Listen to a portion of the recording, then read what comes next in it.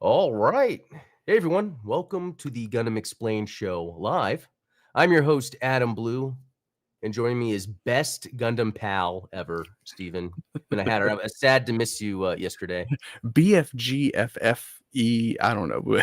Oh, Best Gundam it friend forever and ever. I don't know. sounds like a call sign of a mobile suit or S- something. Yeah. There you Possibly go. so. No, Or an no. acronym of a video game. Uh, but Right. For something like that. Yeah, we no. missed you last night. It Yeah. was an extra long episode Yeah. of the Hatter Live show with Nick from ODO from RVA Gunpla. So that was a lot of fun. But I know. So, yeah, the reason I didn't make it was obviously I went to go see GQuuuuuux. So I'm going to talk about that here. Crazy stuff happened last night. And I can't wait to tell you guys what it was about. But what was cool about that though was then that's I was able to actually to tune in to the show, and it was cool that it went over because even I was waiting to then go back to the next showing, and I'll get to that. But nice. no, it was cool looking at all that stuff. The one takeaway that I got was I loved the idea of and I was talking about this earlier, like the Zaku, like a build where it's not supposed to be a fancy pose or anything. The Yeah. diorama doesn't matter. It's like how pristine can, and not that it's like perfect, just how can it like give off this like, wow, look at this immaculate piece, you know? Um, Absolutely. Yeah. and Well, I was actually just talking to Gelgoog guy before the show, about like seriously painting a polycap, things like that that are just, and it was so funny that every time Nick and I would get on a topic like, ooh, let's talk about posing. And then the very next model we looked at was like had no posing whatsoever. And it was like, and this still like it. mm, So it yeah, was like there really is no right way to do Gunpla, and I think that that's one of the takeaway messages. the takeaway though I got, and I think about this daily actually, is you have if you want to do gunpla right, it's like you have to remove the seams. And I feel like that's one of the hardest things, because just even though he said it's only for like, the judging those tournaments, but like that's like the main criteria first. It's like making sure, and that's like, man, that's just something that takes time. Yeah, But the payoff, though, it looks good because, like, wow, look at this solid piece. So when I was thinking earlier, I was like, if I want to start doing that, maybe I should practice with a piece where there's not actually many visible seam lines. So I can kind of see like how can I like because there's a few processes to this. This is maybe, taking apart that piece first to see how you can get it back together while getting that correct type of glue fit on there. And then you have to be able to work it too to where you're getting that line off, but you're also sanding it down and then, maybe putting some extra putty or whatever on there. Um, yeah, yeah, for sure. And he brought up a very good point that like sometimes real grades and master grades are easier to work with because all their so own many of the seam lines are built designed in. to be Yeah. hidden. They're like already, Yeah. whereas like a high grade kit, there's so many exposed seam lines to work on, and Yeah. then That's the a good way. challenge of then painting those parts after you've removed seam lines, like you said, it's Oh, like, yeah. um, Yeah, but that's why these things are a big deal when you see it, or exactly. like that looks pristine. Um, yeah, it's interesting because I was looking at my Sinanju Verka Yeah, yeah, and it doesn't have many seam lines that are visible. It's like, okay, that's interesting. And then I was looking at and then I was looking at the Gundam EX from Requiem, and it's like, oh, you can't even see there either. But then I was looking at the Rising Freedom. Yeah. And I was like, okay, so I can kind of see like the type of kit where it's almost like you can mentally remember where a seam line is going to be, like on a bicep or something, depending on what it is. Um, yeah, I think it's something I'm going to practice with more. yeah. But speaking of kits and stuff, really cool is I got a package from Art Rovo Gundam today. I did a little Nice. stream real quick, but it's the GQuacks or GQuacks. I gotta GQuuuuux. but anyway, what's cool though is just the timing. Like I even Yeah. had mine. Pre-ordered it Hobby Link Japan. It's still under pre-order or like waiting to ship. So I'm not gonna pay for another one if you know what I mean. So that's what's awesome about Art Rover Gunman. I don't know how many more he has left, but again, link in the I was description. gonna say I think he sold out like the first batch that he got, right? Oh, really? Yeah. Wow. Wow. Okay, so something else then to add, and I don't know if he has these up yet, but he sent a few of these Vic Hobby paints. Yeah. I don't know if you guys have heard of that brand. What's cool about it is these are specifically for Gundam, even though it doesn't say. It's just like this is called Space Mecha Pink, which Nice. that's excellent for like Char, so it's cool Yeah. that when you see that, and there was other one, there's like aluminum, dark aluminum. Um, so yeah, I'm gonna give him a try. And on it says mini acrylic. It actually let me get one of the mecha ones back here. Yeah, semi-gloss sci-fi. So the one that has the mecha, it's like called sci-fi, and it says on it like brush and airbrush. So the idea is you could use Nice. brush, airbrush.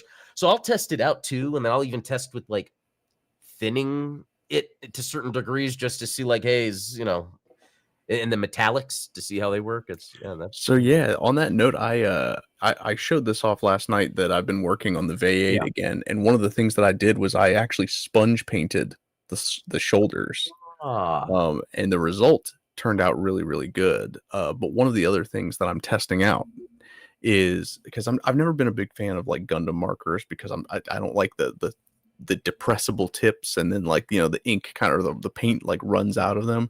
love it. I So don't know what it is, but maybe it's because you had better experience with I other things. so I think a lot of it comes down to like what I've used in the past. Like, obviously I love doing my metallic Sharpies for like thrusters and things like that. And then I've always used like Copic markers when I'm illustrating. And so one of the things that I have on hand are tons of these watercolor brush pens. And so it's basically like a little empty reservoir that you can fill with water, and then you would use it to do watercolors. So one of the tests that I am working on is filling this guy with Vallejo model color acrylic paint and thinning it out with I've tried both water and using some X20A Yeah. thinner, and just trying to get that perfect consistency to make an acrylic brush pen from your favorite paints. So, That's uh, pretty neat. so Wait, so you far, haven't done it yet? so this actually is like a flesh tone because it's probably my least used model color Oh, naturally. okay. And Yeah, true. it's a little too thin with this particular consistency. But Huh. once I nail down the correct consistency, I will for sure let you guys know what that is. And Oh, yeah, that'd be pretty cool because there is something about the tools you use, like the sponge thing you were just bringing up. Like, I forgot about that. We were talking about that before. I need to think about that for some of the painting I'm gonna be doing. yeah. Yeah, very cool stuff. And then I'm trying to think if there was anything else. Got them really got you. I don't know. This week went by so fast, especially with.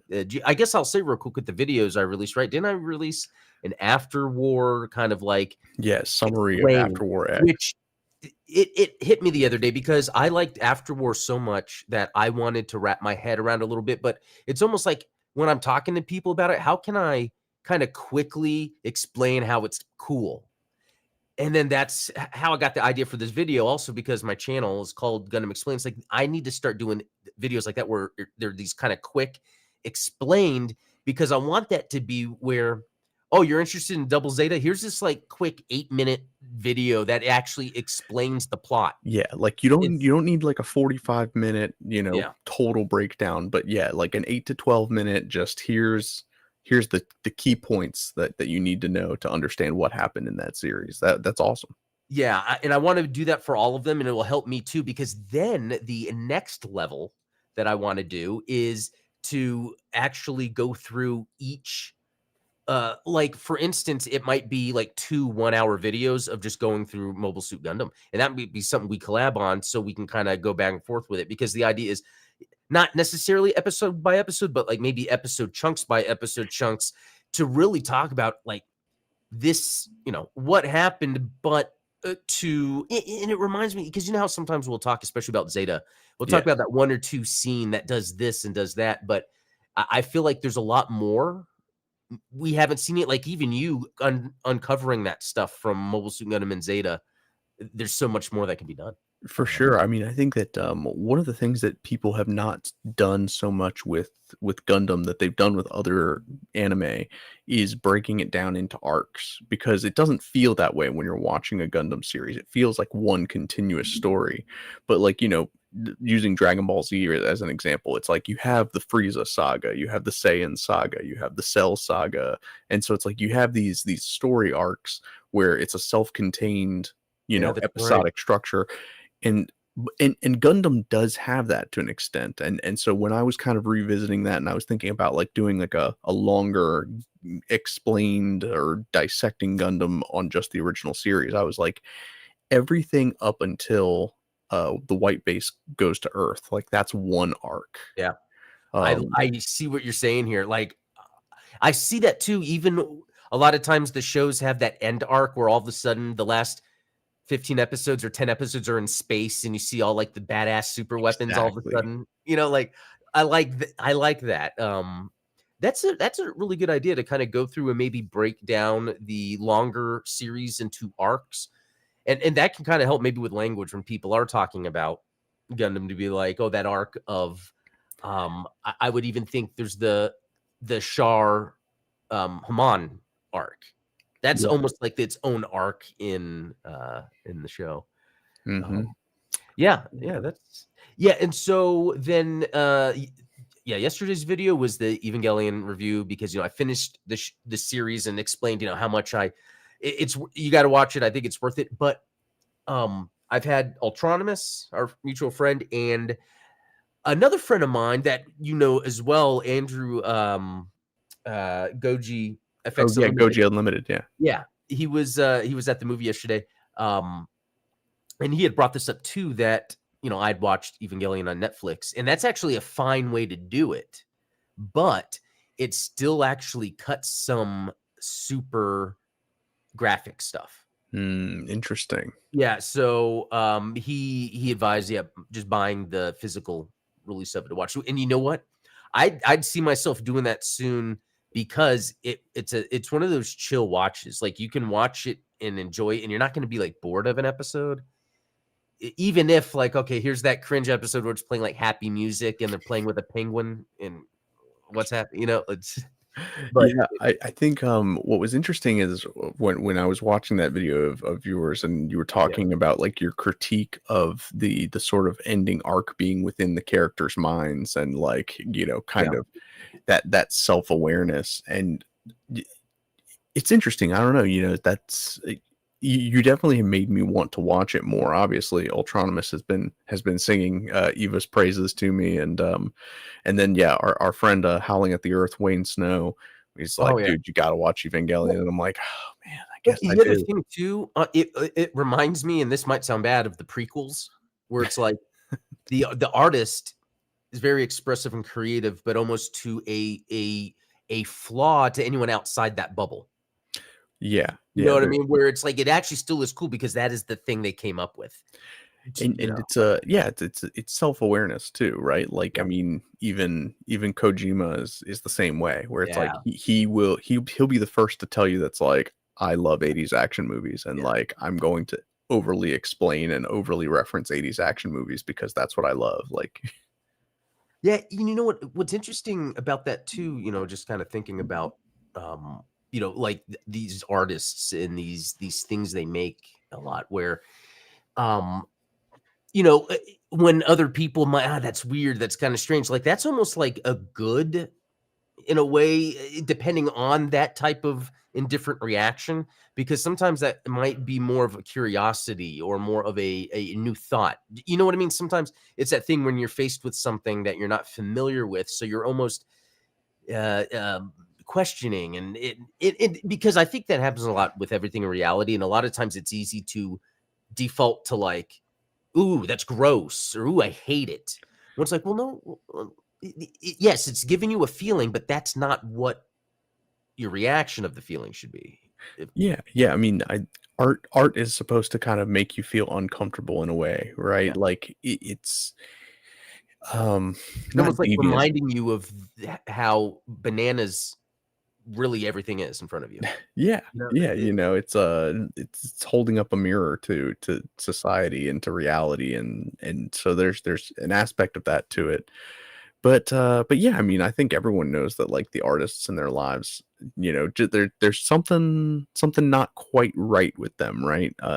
yeah. They're tapped into something that's, uh, that makes them, what's the word? That makes them, like, diverge from the norm, right? Yeah, I think it's something around they're able to foster, and I think anyone can do this, foster a feeling and emotion. I talk about this like a vibe, and it's like some artists know how to capture that vibe, and it's like, oh, I figured out how to make this vibe. That's like through music or visuals, you know. Right.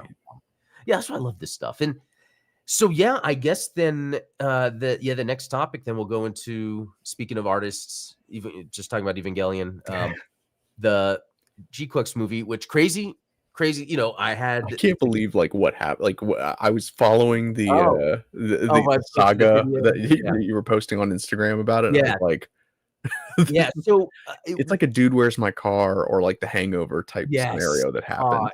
It could have been. It's like a dad's version of that, but Yeah. but Dad, where's my car? I don't know.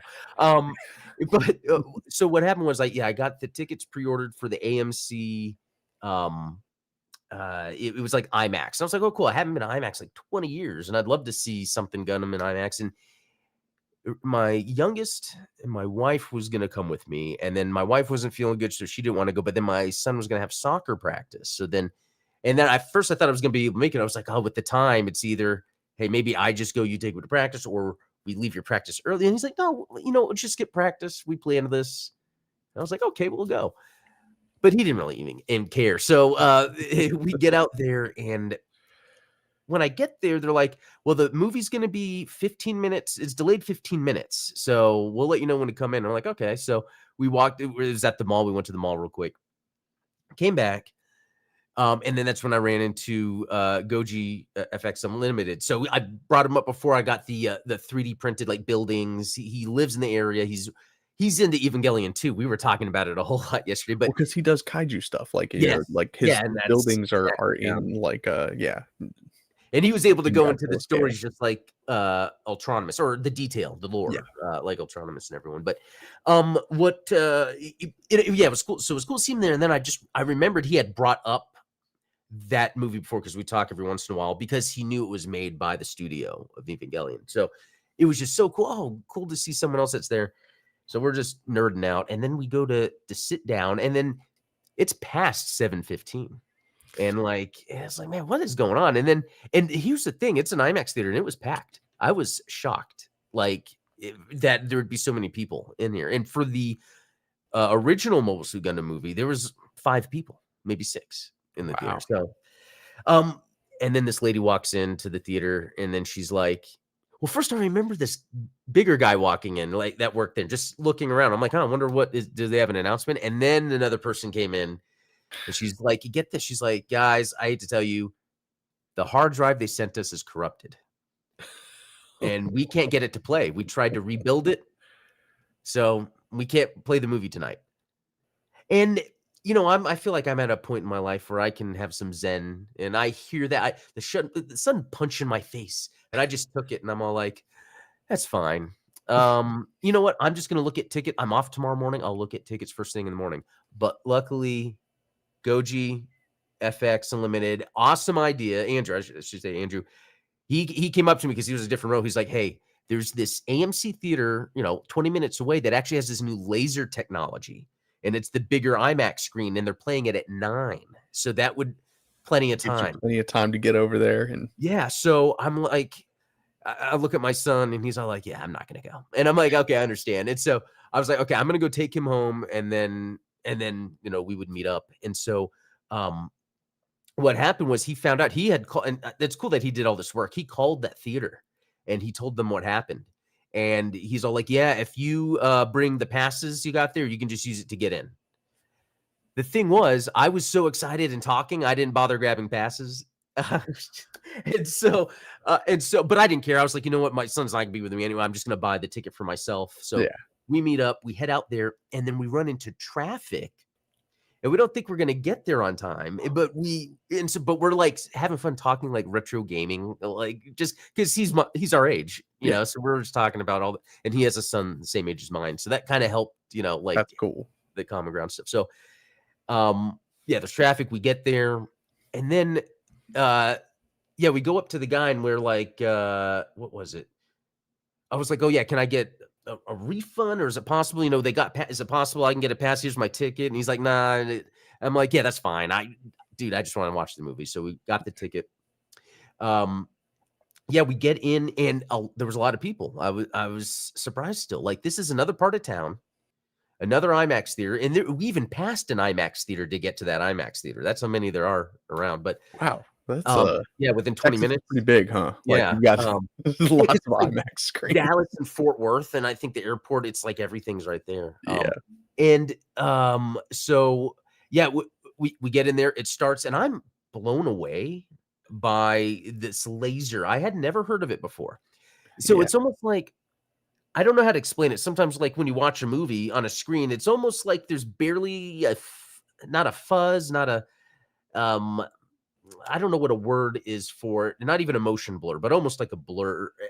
It's I just guess. not quite in focus because it's being Yes. projected onto something, right? Like, Yeah, I think so. Yeah, that's probably it. Yeah, because, yeah, with the laser, dude, it was like better than, like, my TV, and I think I have a cool monitor or TV, but it just looks so sharp. So that's cool, man. So it was I guess is that like the same sort of technology they use at like planetariums and like Oh, yeah, that's right.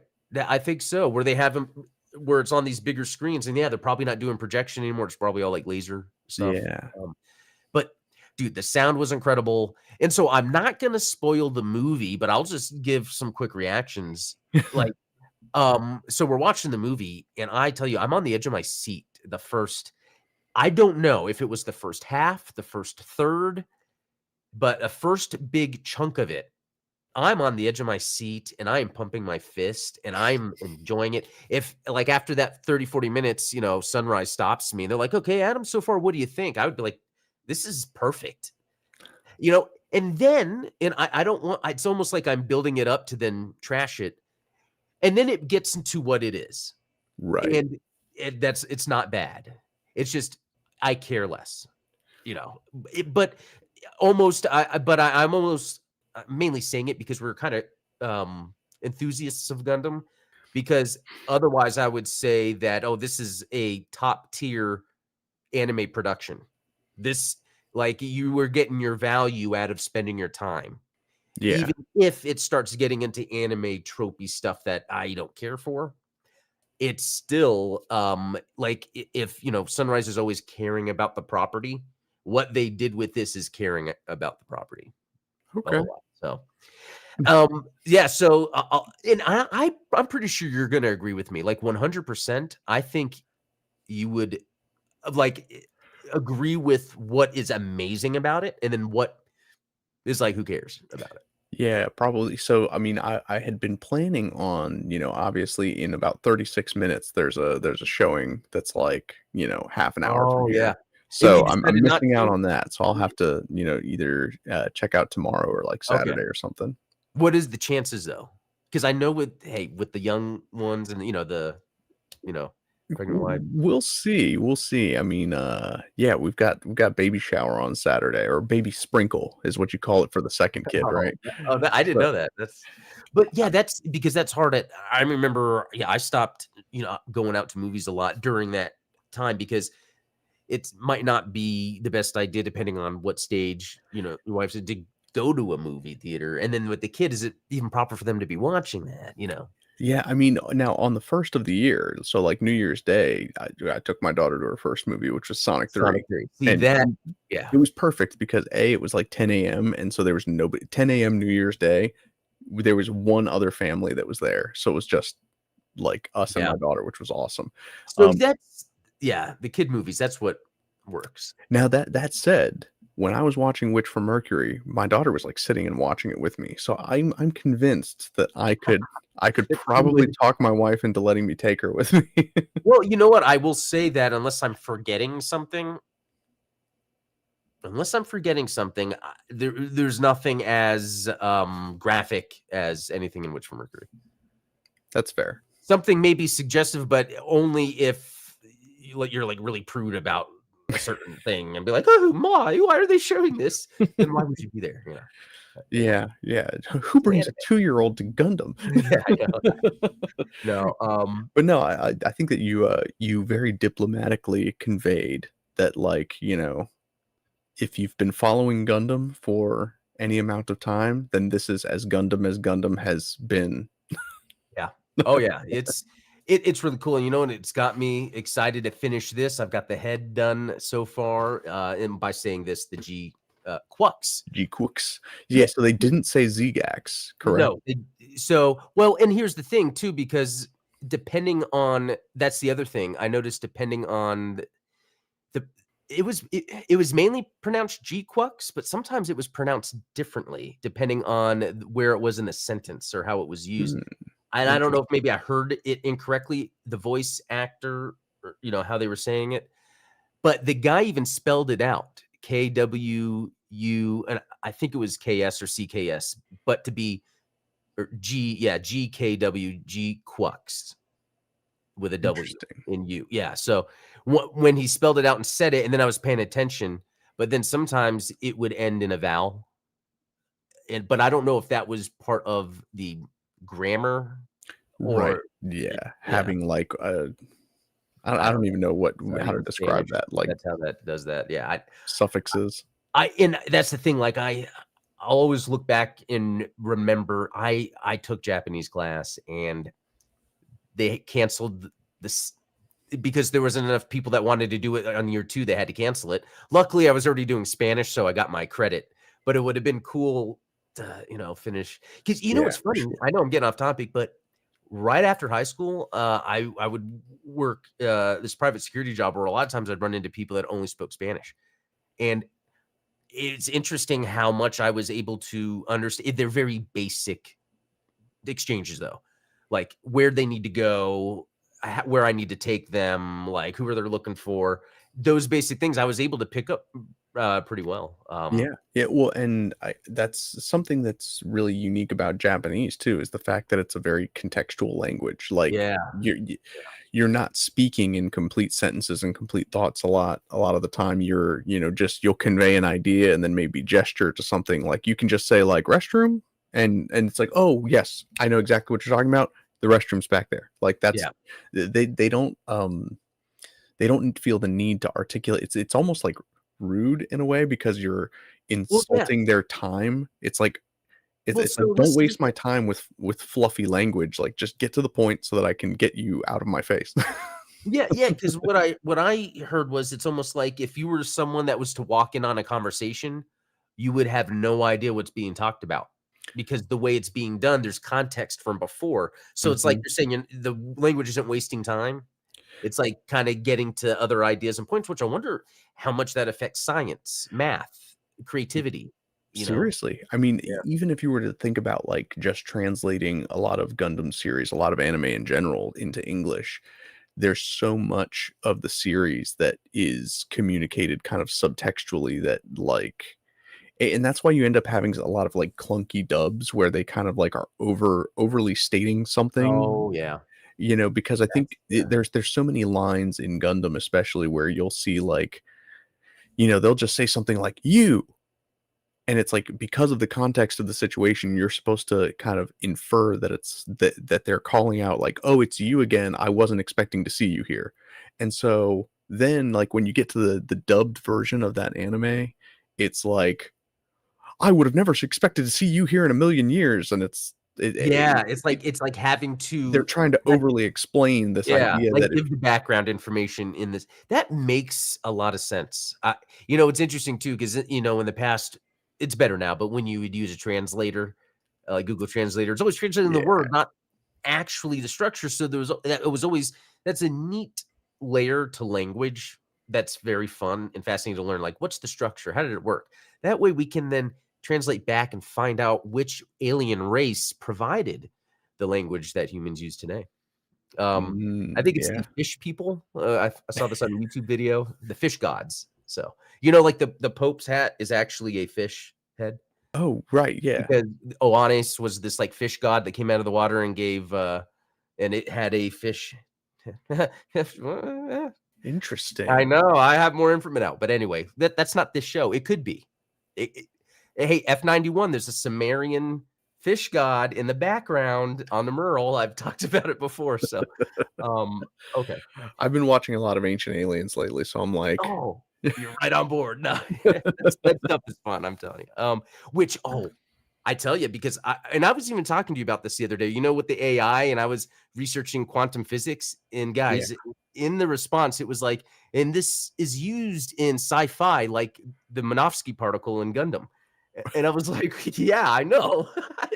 and but it's I think because the AI I ask it Gundam stuff, um right. but no, what's interesting, and I'm doing a video on it. I've done a video on Minovsky physics before, but I've got a better, deeper understanding at the I guess quantum level what the Minovsky physics are trying to replicate that today's quantum physics can be explained, you know, and a lot of it really is the idea that it's like at that level, it's a field where space and time it doesn't matter because it's all one point and everything is really a projection. Like, you know, they say everything's a hologram projection. So Yeah. the Minovsky particle, when it's being dispersed, it can be everywhere and make it where it affects because it's at that quantum. Anyway, that's No, well, and so how much of that do you think is actuality and how much of it is perception? Because obviously, like one of the principles of quantum physics is that like a particle can exist in multiple places at the same time, which is theoretically impossible, right? But is it that it's moving so quickly that we're unable to perceive that it's moving, or does it truly exist in multiple places? Yeah, it truly does exist. It uses like quantum tunneling where so it would be energy and an electron. You can't even see an electron. It's a probability of where it is. Right. So think Yeah. of that then on a universal level. There must be something universally that is a wave or a That's yeah. And so the idea is when you're dispersing a Minovsky particle, you're able to contain a surface area of space instantly to use it at your will. And then, so because it's using it at the interesting. quantum level, that's how then the later mobile suits start using the Minovsky flight system because it's able to, at a quantum level, pull the electron basically from anywhere because it doesn't have to be a specific. Oh. Anyway, I'm going to dive in more This is because it is fascinating. I'm going to try to write it out to make it more clear and have resources because it is really cool how and from what I've researched, when they were coming up with the Minovsky particle, they're doing it based off of real science. I So it's mean, a so much of it is like, yeah, I mean, even the O'Neill O'Neill cylinders cylinder. and Yeah, there's so much of it that's based in, and yeah. that makes the best kind of sci-fi, right? I Is the kind know that's because based in real sci. it makes you curious. Oh, I like how you said that. It makes you curious, and then it makes you want to research it, and then you're more fascinated with the world. I mean, it's made me appreciate even like when I was watching then like the Godzilla. I forget which one, Godzilla 1999 or 2000, where the storyline is because Godzilla will come back to try to get all the energy, the nuclear reactors. They decided to use plasma, build plasma reactors. They went forward with that technology specifically, even though it cost a whole lot, because theoretically that could be done today. Yeah. But then Godzilla could detect that too. Eats the plasma. Um, Don't try to outsmart Godzilla, I man. know He's you can't, and he's really a protector of the earth. At the end of the day, it's yeah. like you know, um, you know what? That was so fun talking about quantum physics. Even though I can't say I'm an expert, but like there and you're not it's like it's not that you understand it, but there is these concepts that you have to try to not think about. Like there it's not a point like the energy, the electron, it's a wave, it's a field, like probability. Because the idea is everything is holographic. So it could be anywhere. Anyway, I just said that. I need to move on. I'm excited. What's No, I mean this up? it, see, and I feel like I'm learning something. I'm like Adam always had a way of explaining things so that I'd understand them. Oh, yeah. No, that's fun stuff, I tell you. We got more fun stuff, actually. More fun stuff. So if Absolutely. if you're not watching, I am gonna do a good job or try to do a good job describing, If you're listening, or if you're watching, I'm gonna actually go through the slides. Actually, let me pull up what I'm gonna share. Not that screen. Okay. So over, I think it was the weekend or whatever, and I was talking with Steven about this, and I was like, we ran into across these AI programs we were having fun with, and we had an idea of like making our own opening, because with the AI we can make our own music, our own videos. So I'm not going to play the music, but if you head on over to my Instagram, the video is up. I have it on my YouTube, but it's private. I'm debating if I want it on the channel or not. I don't know, but so I have it where it has like, the logo and everything. And I was like, well, in the background, I just typed in the prompt, like space with a bunch of stars, and you could choose the camera, and it's just for like the camera to sweep around. And I added like, have the Earth and asteroids show up, so we did that. And then I just typed make an anime version of me, and I uploaded my photo walking in space, because you know how like at the beginning of all anime, like Gundam, they're just walking in space. Oh yeah, especially like 0083 when it's the running. Yeah, And the different, and so I have me walking in space, and it's like, well, okay. So then you see, this is cool. Some of the stuff was stuff I tested before. This was the high grade Gundam EX, and I told the AI light up its beam saver, add smoke, and add lightning, and it did that. now, I was gonna say, did you tell it that the beam saber goes from blue to red, or did it No, interpret that? it interpreted it. Not Interesting. only that, but just think how the lightning looks on, like it knew to light certain sections of this. Like that's how advanced this AI is getting. And this was just my model kit, guys. This wasn't like me doing anything fancy. So it's like there's ways you could bring your model kits to life. It's very cool. Yeah. And then moving on, of course, I had to have Steven in the video. I think I was part like he joins the party. He's running by. And then I was just like, well, let's have some O'Neill cylinders in space. But that's not what an O'Neill cylinder is. Yeah, it kind of gave you like UFOs, but Yeah. still cool looking. Yeah, it's still cool. And then I did the whole, okay, there needs to be a scene where you just see a bunch of anime people standing there giving the peace sign and chewing gum or something, and so it kind of like parallaxes the background and goes by, and it's like, okay, that's exactly it. Now this, I was like, okay, here's a picture of me. I want to be running away from anime waifus, or anime Adam running away from waifus. And then this, they. Now, what was interesting is that I thought that part of that prompt had to be that you like said like Fortnite or Roblox, because it does have like that Fortnite animation. That's interesting.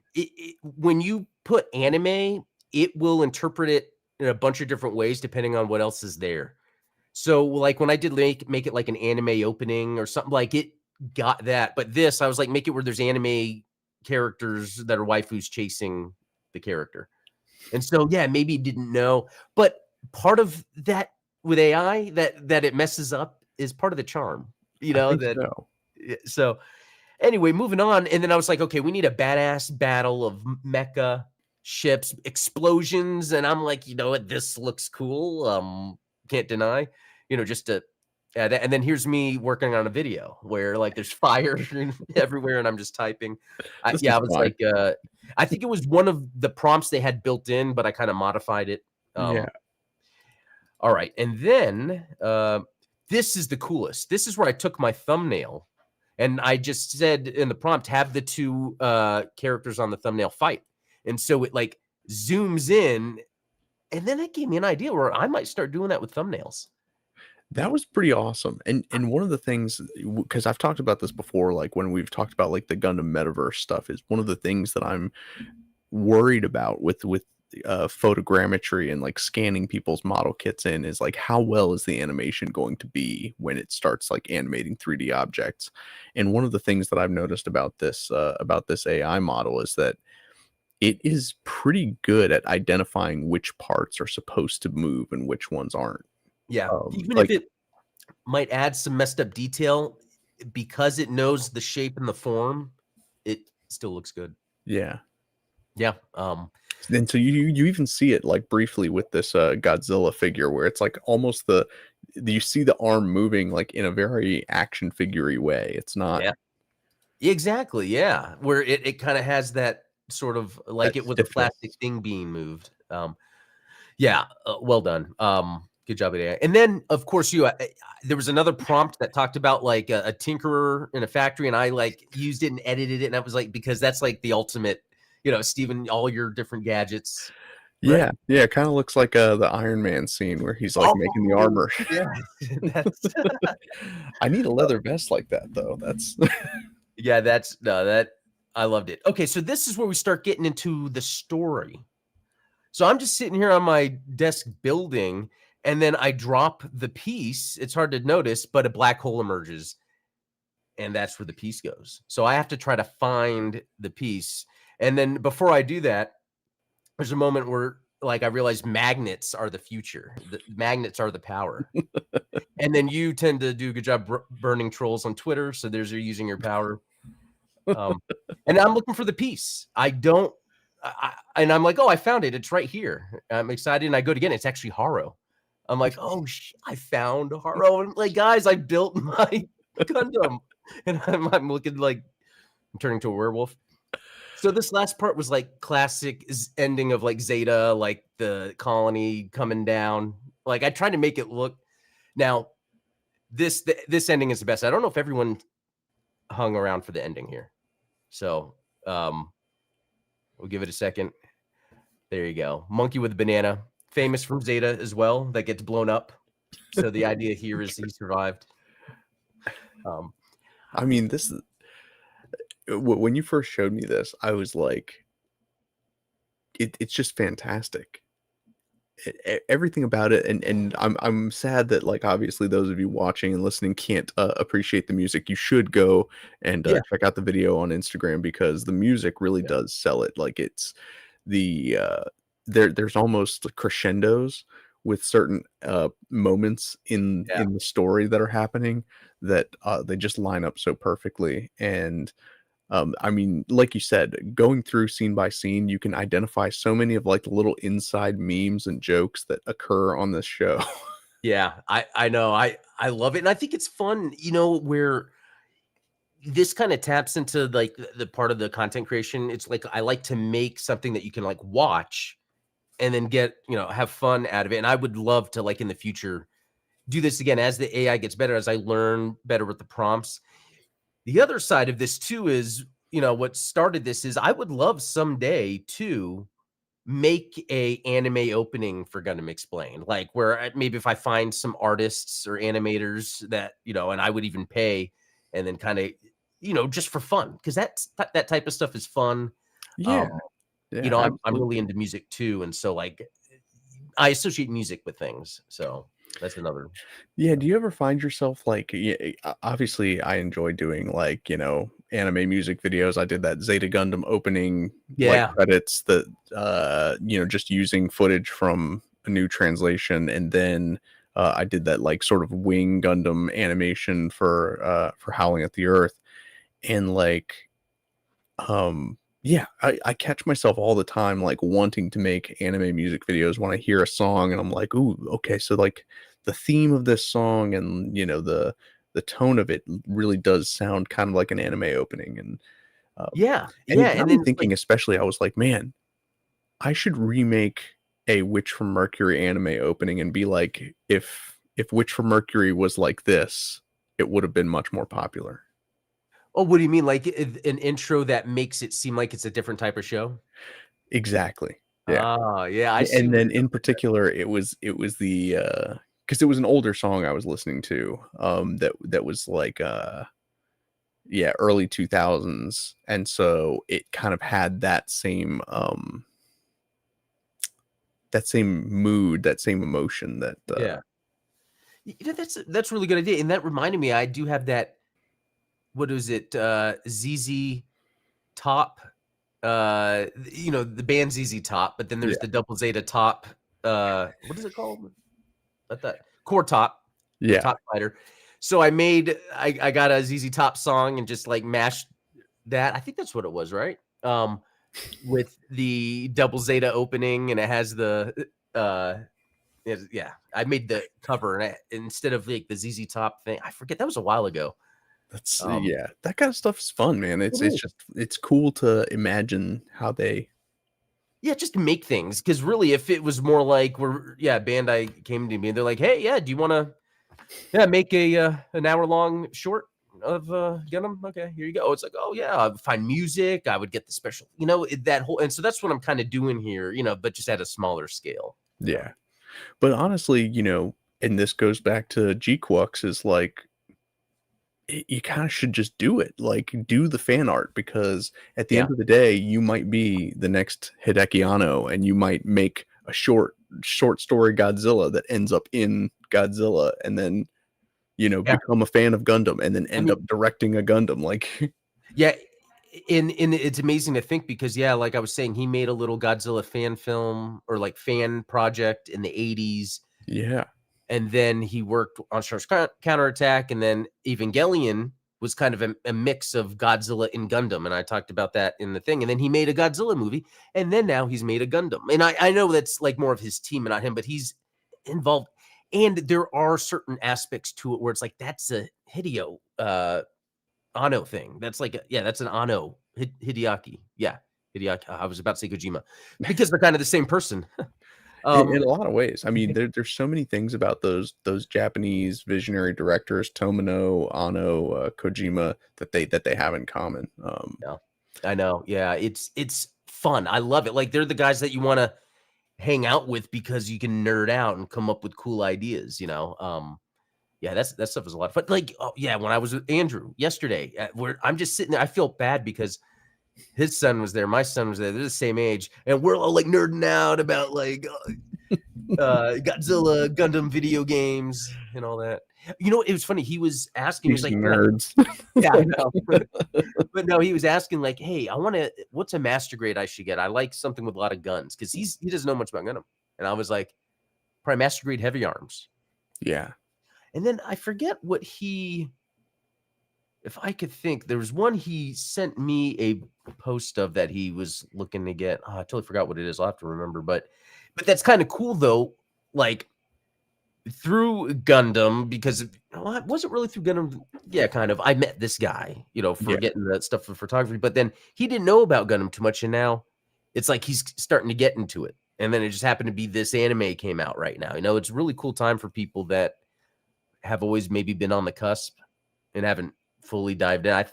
Or fully dove in. I do think this show could do it, and in a lot of it is because the movie already on the 2 days before it came out, and an IMAX theater that's usually more expensive had so many people. Yeah. I mean, the fact that they were both packed Yeah, and when is I say promising. packed, the first one more than the second, but they were big uh, theaters, and it's Yeah. more than I would expect. To be in And it. how much of that do you think is just down to it having a single showtime? Like, You know what I think it is? I think it's because of the studio. I oh, think because of the G real Kids? anime fans, because there's a lot of anime fans in this area. Not Mm. necessarily Gundam, but it's anime. Well, because So yeah, you have a lot of anime conventions and yeah, festivals in your area. So yeah. And it's funny because 'cause they're not like the huge ones, but I wonder if it's like DFW is really a huge area, but since it's not a central cultural hub for movies and TV that or media properties, that's why there's maybe less of a footprint, but it's still big. And I think because when I was there with what's his name? The guy from Bandai that Zionic oh, Justin Cavender. Justin, yeah. Yeah. He was even telling me how like, no, this is a lot of people, but these are so much more chill than East Coast, West Coast. Yeah, well, and one of the things like you brought it up that New York, LA, they're typically like media hubs. They're Yeah. not like Anime NYC is you're going to get a lot of like kind of weird other stuff that's not anime there. Whereas I think what you'll find in like that DFW area is like what is it like Anime Matsuri They had, yeah, Anime or Frontier. Anime Yeah. Frontier. Those are like people that are truly passionate about anime and Yeah. would you rather have like 1,000 really truly passionate fans or would you rather have 10,000 lukewarm fans? Yeah. Yeah, yeah, it's very interesting, and I really do like, yeah, how the conventions like, the Anime Frontier, I went 2 days of that, and Yeah. that's a lot, but it was fun and enjoyable, for now, like, who knows if DFW gets bigger, but also I wonder if the nature of things being remote to a degree, even though I do think there's some things that are going back to not being as remote, but that's okay, and I think there's some things that can always be remote. I wonder if we'll kinda see more of a yes, and I think this goes back to the physics. We'll start seeing the population in the US slowly disperse and even out because you know how all matter tries to find an equilibrium or, isn't Mhm. that energy finds an equilibrium. I think over time, once enough sufficient resources like remote work, internet with the US population, it could see itself kind of evening out. I wonder if that should be an initiative. Okay, that's getting into another topic, a government initiative to help with population control. No, I don't know. Well, it's just that is like a law of physics, is that high pressure systems always pass into low pressure systems. It's like when Yeah, you think about temperature, right? When you put ice in a cup of hot coffee, it's not that the coffee is getting colder, it's that the heat from the coffee is going into the ice cube because it's the high energy molecules going into the low energy yeah, molecules. So it's kind of the inverse of what you think is happening at the physics level. And so, yeah, I mean, people are the same way. It's like you have people that are in densely populated cities, and it's like a pressure cooker. yeah. But yeah, and I need to get out to Anime NYC. I know my wife and I talked about it, and I think the last discussion we had, it might be where if we do go, it would just be me because we were thinking all of us, and then we were just looking at the. It's like because it's like if me and her go, it's like well, then we want to bring the kids, Yeah, and then so it's like well, if I just go by myself, I can then cut down maybe the time, of days or whatever, keep it short, not be gone too long. yeah. I mean, and then of course, I mean, just paying for a hotel up there is obviously, going to A be a whole other pain. deal. And Yeah. I mean, I don't know. I think it's very common to sleep on the streets. I mean, everyone does it. yeah, I mean, a lot of people. there's The got most to be something to popular it because hey, yeah, the most popular cities in America, that's the fad. To sleep outside, and you can still get paid. Um, which is it's sad though that I'm saying that. Like, on one hand, though, like, and let me just throw this out there. Because when I used to work in downtown Fort Worth for private security, I would see homeless people outside every day. And sometimes they became characters. Like they were just a part. And then sometimes it's like, you know what? And again, I don't know if this is wrong to say, but it's like sometimes it seemed like their life wasn't so bad because they would always show up at the same corners. Same residents of the area would give them money and food. And then oh some yeah, nights we would talk and be like, yeah, tonight I'm staying at this place that has free, and I mean, but who cool, knows good what's on going you. into Yeah, mental anguish, but I wonder to a different individual how much a 9 to 5 in an office is worse than being homeless, but still having structure and, resources. that's true. We should ask to circle it back around, in Double Zeta, it was really hard on the families. In fact, the parents had to leave the colonies. Could you imagine? Sometimes it's like, oh, my kid's going to fly to another state, maybe another country, another colony. That's wild. And so this is one of the things I'm glad you brought this up because in this kind of tangential way to bring it back around to Gundam is I know Yeah, that a lot of people were highly critical of the ending of Requiem for Vengeance. Like, let me get this straight. She's been fighting this whole time just so she can get back to her kid, and then she just leaves her kid and like joins the Xeon remnants. And it's like you see a lot of examples of that. Even just look at Amuro's parents and yeah, his mom just saying like, deuces, I'm going back to Earth, and you and your father can do whatever you want. Like I know. that's wild. And I feel like it could be that time frame, or it could be again, everyone's different, where their minds can adjust for that. She was already willing to leave her child to go to war. So Yeah, her there being like, "Oh, I'll just stay and continue to fight." It's not like it's out of character. That's what I've tried to say a lot. She's still a Xeon soldier, and sure, that element of wanting to get back to your kid, everyone has that. Even you might be just the medic that might not have to stay long, or you might be the commander that's going to have to go out and like everyone's going to want to get back to the kid, but depending on your duties, you might stay, you might be able to go. That's why I like that ending. I won't.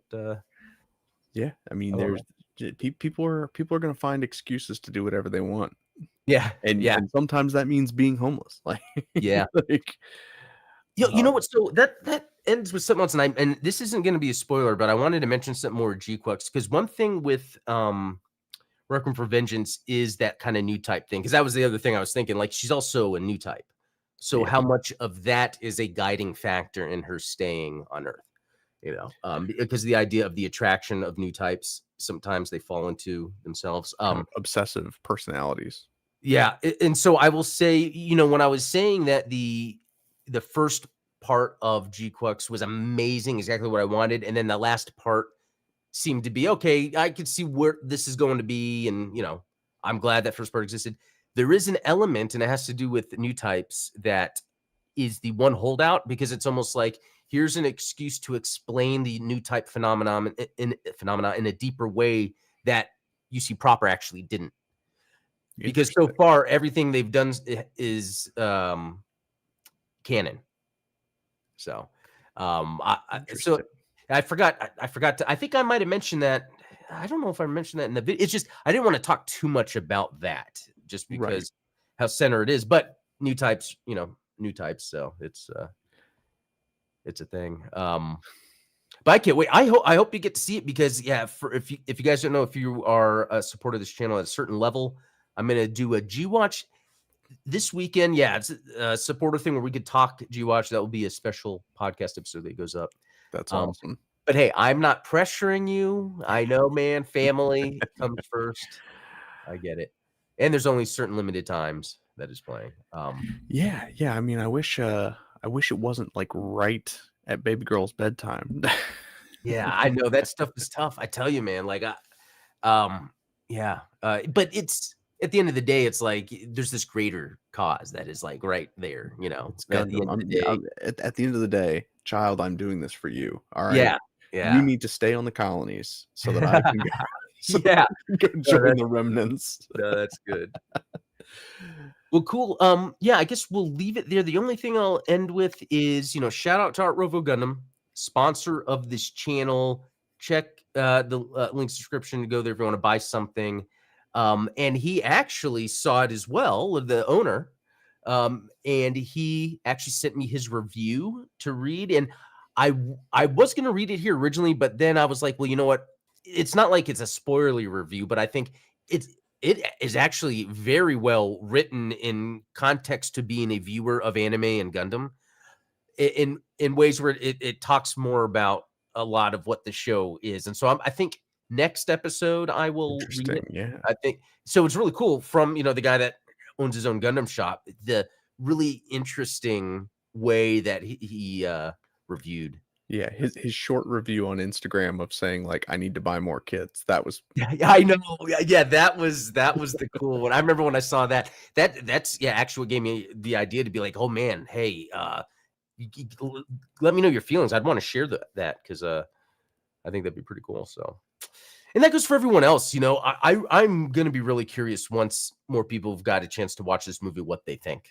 I think it's a positive in the end. I do. So. yeah. But maybe we can make a pretend video that we're super toxic and we make up any complaint that we can. Like we make the knees, the Zaku knees. What? I don't have to pretend. Okay, that was good. We'll end there. That was awesome. Well, everyone, thanks for watching. We will be back next week. Until then, have a good one. Cheers.